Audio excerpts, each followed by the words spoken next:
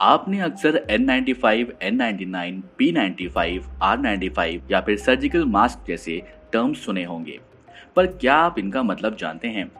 आज हम आपको इस वीडियो में इन्हीं टर्म से जुड़ी हुई जानकारी देने जा रहे हैं, तो पूरी जानकारी के लिए इस वीडियो को अंत तक जरूर देखें। आइए सबसे पहले आपको कुछ टर्म्स के बारे में समझाते हैं। एन का मतलब नॉट ऑयल रेजिस्टेंट, ये आपको एयरबोर्न पार्टिकुलेट से बचा सकता है। यहाँ एयरबोर्न पार्टिकुलेट का मतलब हवा में मौजूद कणों से है।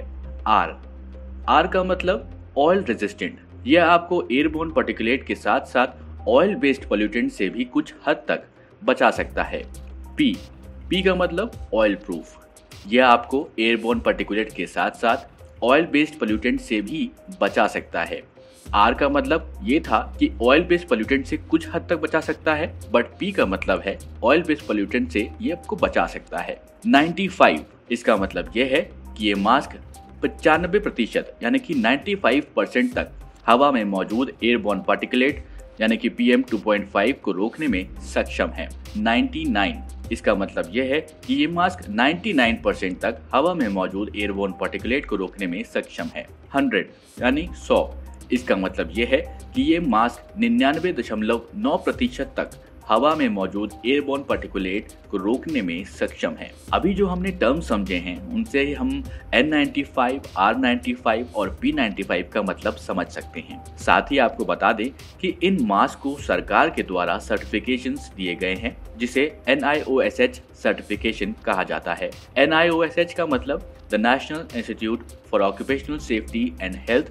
ये certification under authorization of the occupation safety and health act of 1970 के तहत दिया जाता है। NIOSH occupational safety and health act of 1970 के तहत टेस्टिंग, अप्रूवल और सर्टिफिकेशन की सुविधा देता है। अब आपको हम अलग अलग मास्क के बारे में जानकारी देते हैं। सबसे पहले जानते हैं N95 मास्क के बारे में।